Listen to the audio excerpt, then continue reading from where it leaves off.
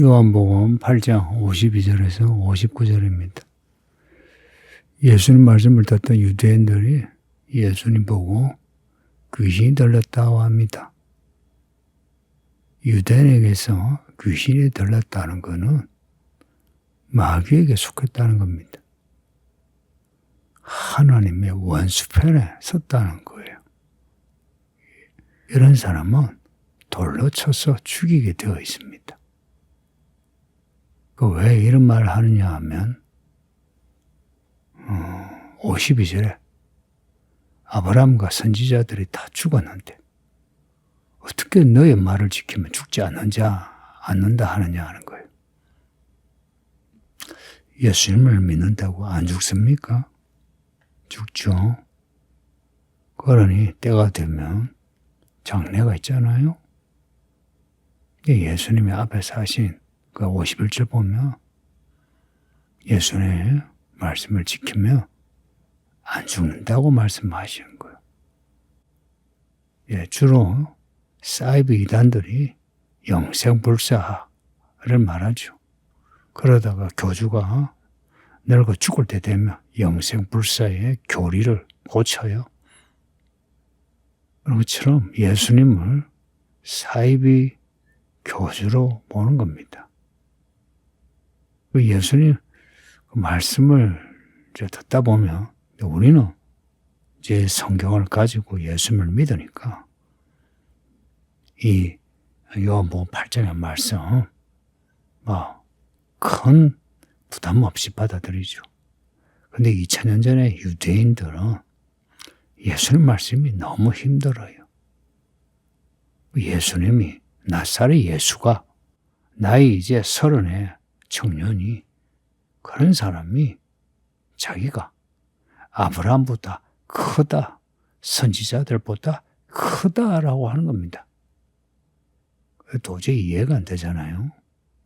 아브라함은 이스라엘의 아버지고 선지자들 또한 그러한데 근데 이 나사렛 청년이 아브라함보다 크다 이러니까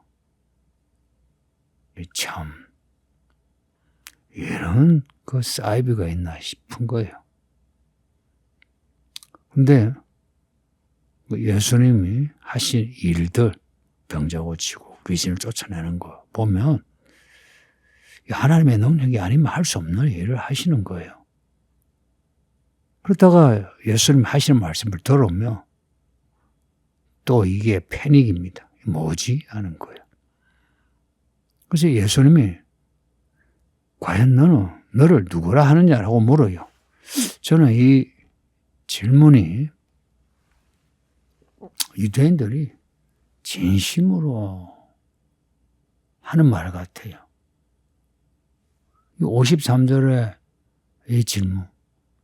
그러니까 유대인만이 아니고 헤롯이나 빌라도 또한 이런 질문을 하는데요.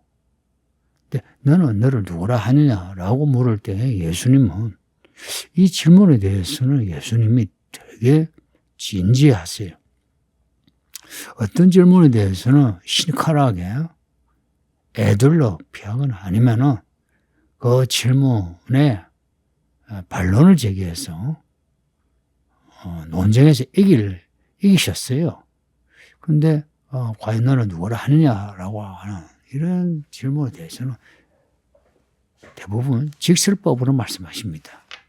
54절 보세요. 내가 내게 영광을 돌리면 내 영광이 아무것도 아닌데 내게 영광을 돌리는 그분이 계신데 하나님 아버지시란 겁니다. 너희가 하나님하고 부르는 그분이 내게 영광을 돌리시는 내 아버지란 겁니다. 이야, 이 말씀도 어려워요. 영광은 하나님께만 돌리죠. 사울을 비롯해서 이 악한 왕들이 하나님께 돌릴 영광을 왕이 취해서 그래서 교만해서 하나님께 버림을 받았잖아요. 근데 이 나사렛 예수가 하나님이 내게 영광을 돌린다. 그리고 하나님을 나의 아버지라 이렇게 부르신 거예요.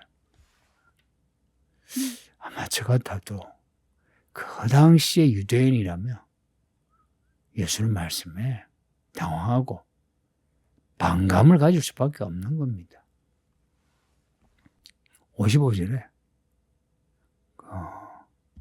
예수님이 이제 계속 말씀하시는데 너희는 그를 알지 못하되 나는 안다. 만일 내가 알지 못한다면 나도 너희와 같이 거짓말쟁이가 된다.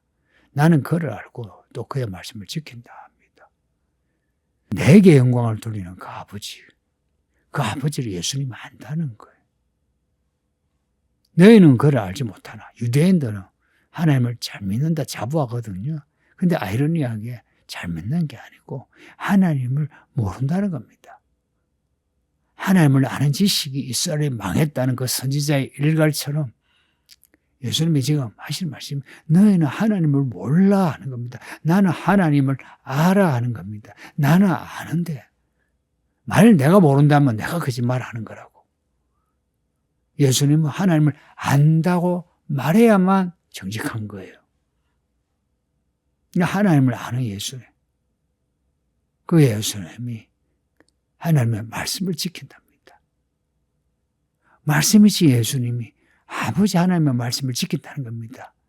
이 8장까지만 해도 예수님이 무슨 말씀을 하시든 무슨 일을 하시든 하늘에 계신 아버지를 의식하는 모습이 계속돼요. 그리고 그 타이밍을 잡는 것도 항상 집중해서 긴장해서 타이밍을 잡아서 기적을 행하세요. 예수님은 아버지 하나님을 안다는 겁니다. 유대인들이 하나님을 우리는 하나님의 백성이야 하는 것은 그냥 폼생폼사 내용이 없는 믿음이란 거예요. 그건 거짓말이란 겁니다. 그러나 예수님은 아버지 하나님을 안다는 거예요. 앞에서 6장에서 아버지 하나님 그 말씀을 내가 듣고 그 말을 한다 하셨어요. 그래서 내가 주는 살과 피를 먹고 마시며 영생한다. 그 살과 피가 뭡니까? 살과 피 같다 이 말씀이에요. 예수님이 이 땅에 오셔서 하신 일이 아버지 말씀을 지키는 겁니다. 이제 이 말씀을 잊지 마요. 예수님조차도 아버지의 말씀을 지켰다는 겁니다.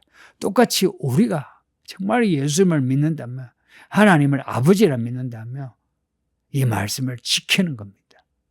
하나님이 이런 성도를 기뻐하세요.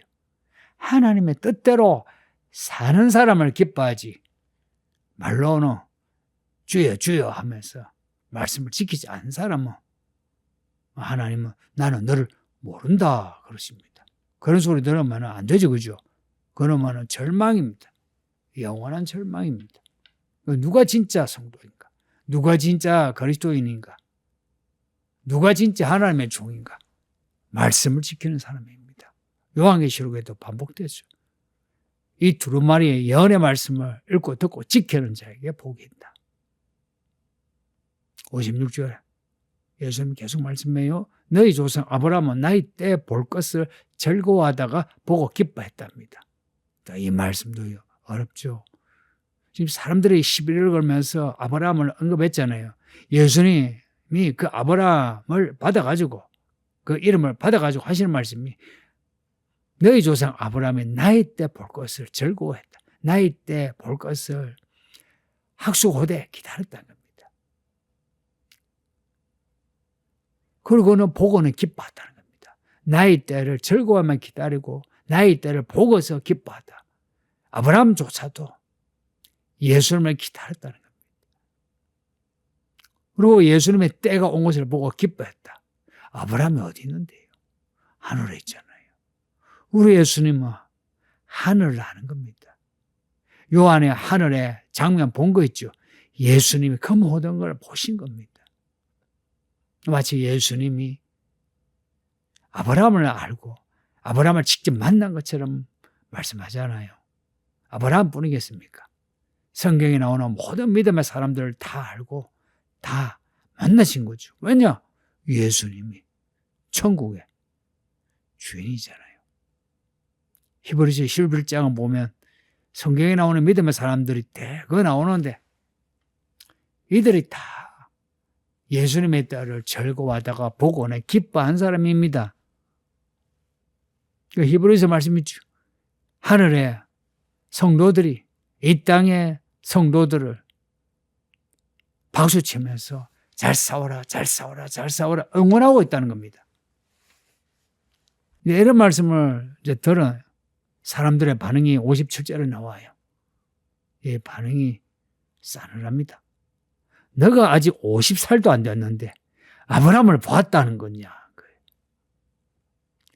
유대인만 아니라 모든 사람의 반응이 그렇죠.